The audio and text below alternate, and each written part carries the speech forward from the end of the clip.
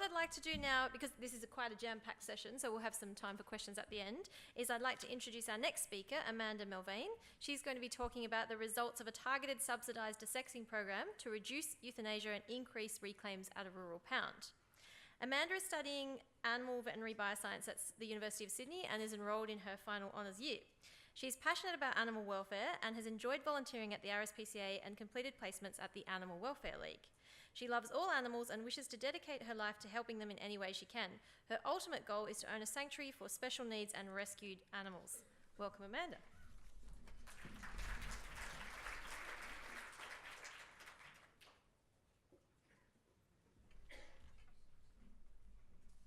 Okay. Good afternoon, everyone. Thank you, Anne. So my name is Amanda Melvaine, and I'm studying Bachelor of Veterinary Bioscience at the University of Sydney in Sydney, New South Wales. And I'm in my honours year, and it's an honour to be here. So today I'll be talking about my honours project, which is looking at the results of a targeted subsidised desexing and identification program, bit of a mouthful, on the admissions, reclamation and euthanasia at Bathurst dog pound. So why is this project necessary? So as we all know, Australia, there is a pretty significant unwanted dog problem where there is overpopulation of unwanted companion animals. This leads to dogs being surrendered to pounds and shelters and many euthanized. So with that, there comes a lot of negative implications on dog welfare due to leaving a familiar environment and going into somewhere unfamiliar with different sounds, smells, unfamiliar handlers. They experience crowding, space restriction, confinement, loud noises, close proximity to other animals that they may not be used to, as well as social deprivation. So all of this can lead to behavioural and psychological stress responses. So desexing programs are the most common approach to address this. However, there's currently very little evidence to actually support how successful they are. Additionally, there is very little known about how identification, so microchipping, helps in population control. So that's where this study comes in. So just firstly about Bathurst. Bathurst is a regional city about 2.5 hours or 200 kilometres west of Sydney. So here's 2 years of data. Could only get 2 years of data before a program came into place, but it shows that, as you can see, euthanasia is very high as somehow 127% of admissions. That may be due to incorrect record keeping or just turnover from previous years of dogs. And you may notice that in the first year 2 dogs are missing, so it wasn't expressed in the data what this could be, but it could just be dogs dying in care, or some were stolen, So also, as well as really high euthanasia, reclamation was quite low. And they found in 2006 that 77% of all dogs admitted were not identifiable. They did not have microchipping. And those that did were 14 times more likely to be reclaimed. So the solution was RSPCA's Community Animal Welfare Scheme.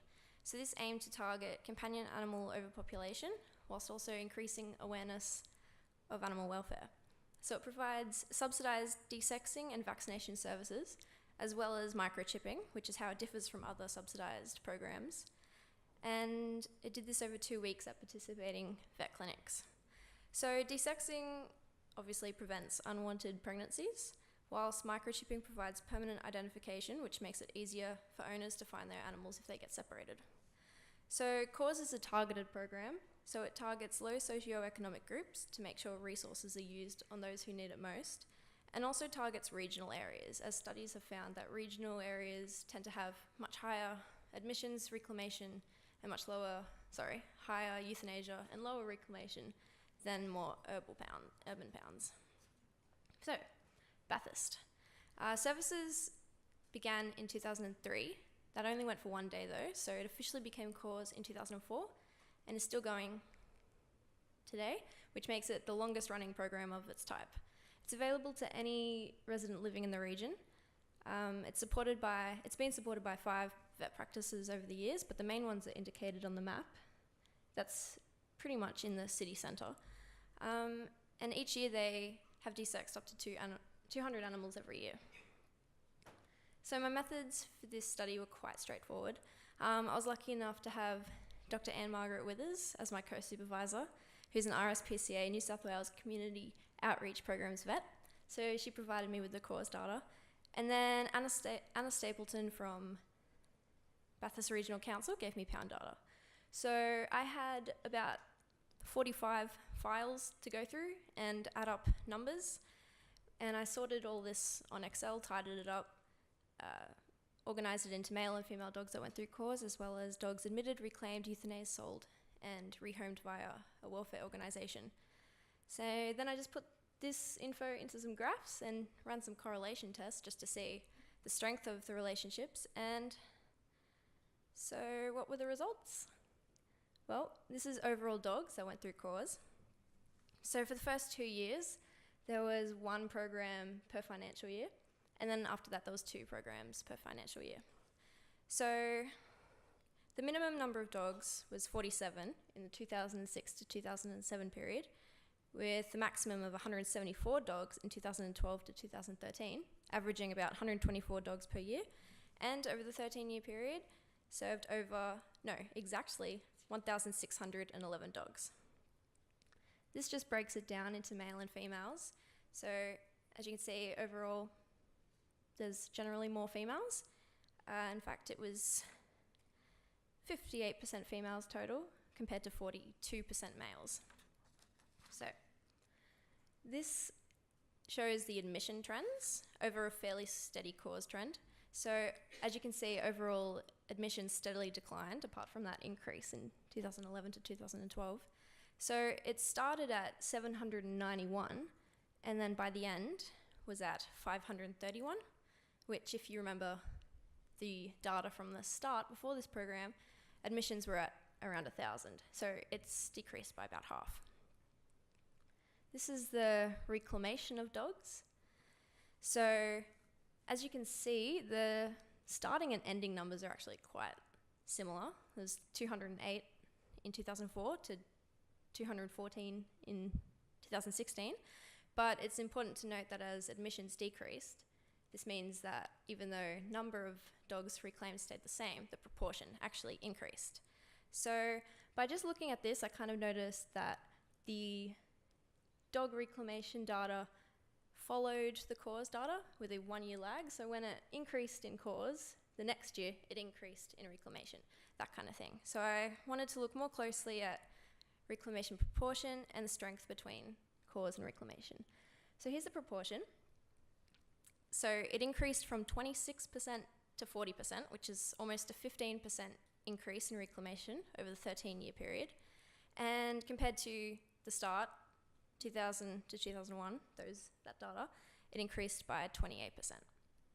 So then I just did a little correlation test to see the strength, and it had a strong positive correlation. So that just means as cause increased or decreased, reclamation did the same.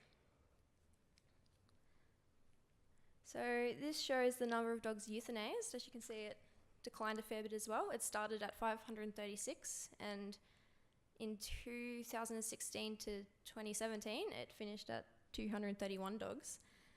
Then I looked at the proportion again. So proportion decreased from 68% to 40%. So that's 28% decrease since cause started. And considering it was 127% in 2000 to 2001, that's pretty dramatic. So it makes sense that as a high proportion of dogs are reclaimed, less are being euthanized. Again, I did a correlation test, and there was a strong negative correlation between cause and euthanasia. So that means as cause increased, euthanasia decreased, and vice versa. So the overall trends were that admissions decreased, proportion of dogs reclaimed increased, and the number and proportion of dogs euthanized decreased. So obviously, we couldn't account for all factors, and there were probably other things that were influencing the change in trends, so I just did a little look to see what could be possibly contributing. I thought if maybe Bathurst population decreased, that could contribute to decreasing admissions. So here's the estimated resident population of Bathurst from 2006 to 2016. There it is a bit closer. And you can clearly see that it's just been steadily increasing since 2006, so I ruled that out as a cause. Then I thought maybe more people were buying from the pound as awareness had increased and population had increased, so maybe more people were purchasing. So I looked at the number of dogs sold. It didn't really change that dramatically. It went from 6 to 7% over the 13 years. So more people buying dogs from the pound wasn't changing it. Then I looked at rescue groups.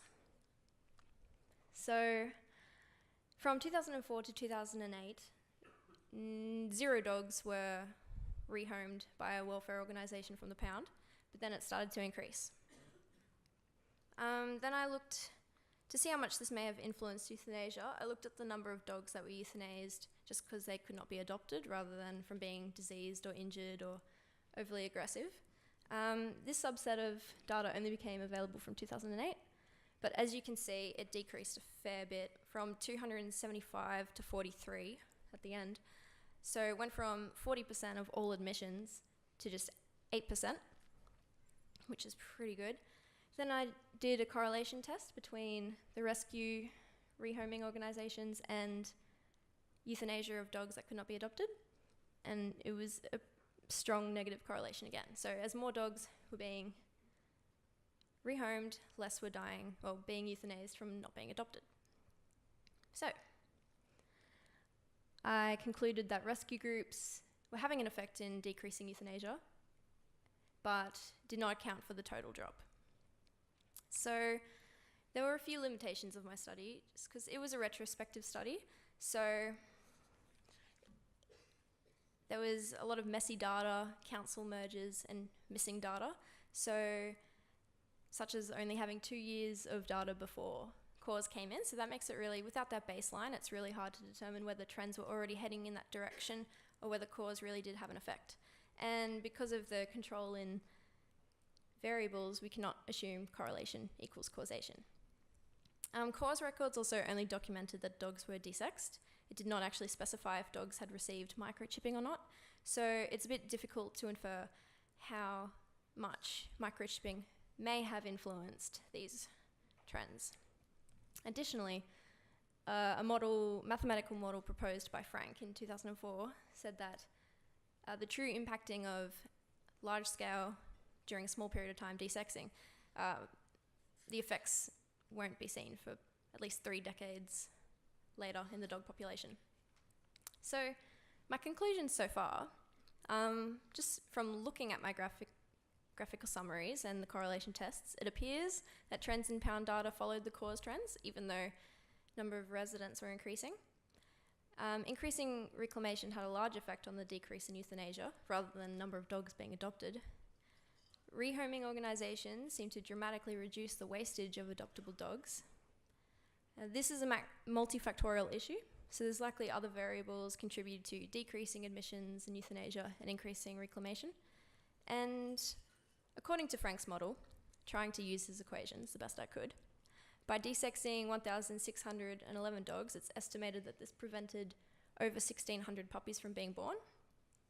So just by reducing the number of dogs entering an already overpopulated pet population, cause is helping cause change.